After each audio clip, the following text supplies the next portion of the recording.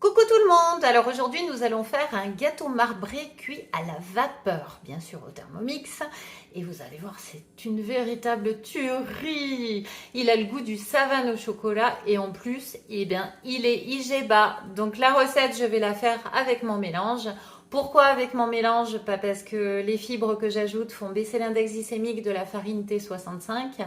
Donc ça permet d'utiliser cette farine pour donner un gâteau plus aéré, plus moelleux. Le psyllium va aussi apporter du moelleux. Si vous le faites avec la farine de petit épaule ou de la farine T150, ça va donner un gâteau beaucoup plus lourd. Voilà, donc tout de suite la recette. Donc nous allons séparer les blancs et les jaunes de 3 œufs. Le blanc directement dans le bol du Thermomix. Hop, voilà. Et les jaunes, je vais les garder dans un saladier pour les mettre plus tard dans mon gâteau. Donc, on va y mettre le fouet. Voilà. On va mettre le couvercle. Et on va mettre 3 minutes, vitesse 3. Et là, qu'est-ce qui va se passer? Le Thermomix va monter les blancs en neige. Voilà, on le laisse faire. Voilà, donc les œufs en neige sont terminés. On va retirer le fouet. Je vais vous montrer les œufs en neige. Voilà. Transvaser dans un récipient pour les garder de côté, pour les remettre après. Je vous les remontre.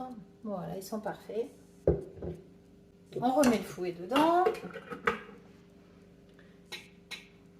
Et on va mettre, je suis allée trop vite, 110 g de sucre en poudre. Donc nous, on va pas mettre de sucre en poudre. Alors d'habitude, j'aurais mis, je dirais 90 g d'érythritol ou j'aurais mis 80 g de xylitol. Mais là, j'ai plus rien à la maison, donc je vais mettre du sirop d'agave et je vais mettre 100 g. On va mettre nos 3 jaunes d'œufs. On va remettre le couvercle avec le gobelet doseur. Et on va mettre vitesse 3. Donc là, il va falloir ajouter 150 g de farine de blé. Donc bien sûr, nous, on va pas mettre 150 g de farine de blé. Donc j'ai fait mon mélange. Donc là, j'ai 132 g de farine T65, plus 12 g d'inuline et 6 g de psyllium. Je ne vous ai pas montré, je vais vous montrer comment c'est à l'intérieur. Voilà, ça c'est bien mélangé. C'est très joli à voir, j'adore. Voilà, donc là je suis la recette sur l'écran comme si c'était un livre de cuisine. En plus c'est écrit super gros. Moi qui ne vois pas bien, franchement, c'est le top.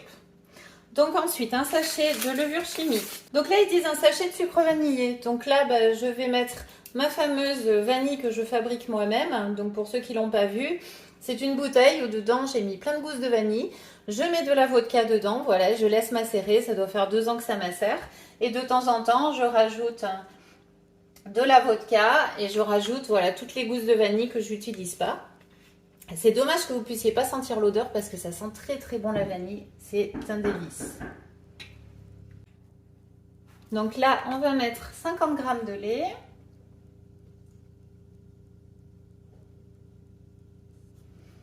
Ouais, j'ai mis un petit peu plus. 100 g d'huile neutre. Donc là, pareil, j'ai plus d'huile neutre, j'ai que de l'huile d'olive. Donc, je vais mettre 100 g de beurre que j'ai fait fondre. On va insérer le couvercle avec le gobelet doseur.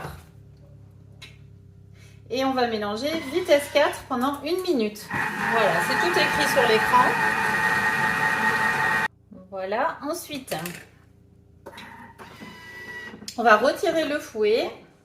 Je ramène un peu, voilà, tous les bords parce qu'en mélangeant, c'est un peu remonté sur les côtés.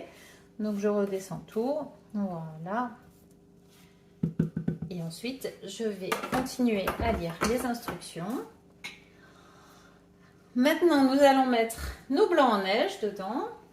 Hop, voilà, tout dedans. Et ensuite, nous allons remettre notre couvercle. Et nous allons mettre 1 minute 20 sur vitesse 1.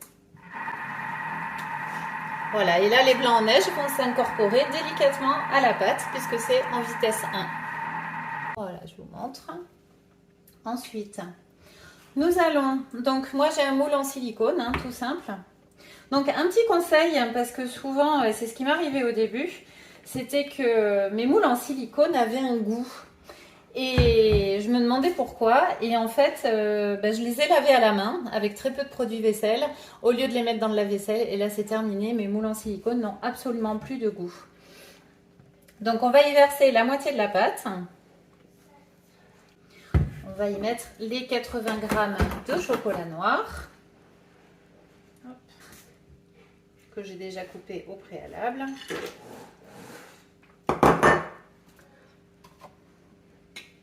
Et on va y mettre 20 g de cacao en poudre. On va remettre le couvercle. Et on va mélanger vitesse 10, ça va faire du bruit.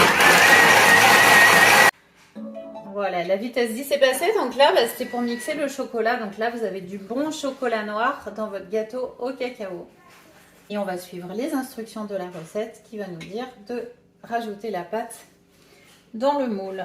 Et à l'aide d'une cuillère, on va faire un peu du marbré. Voilà.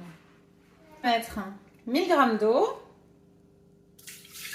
Ensuite, on va mettre le couvercle, mais sans le gobelet doseur.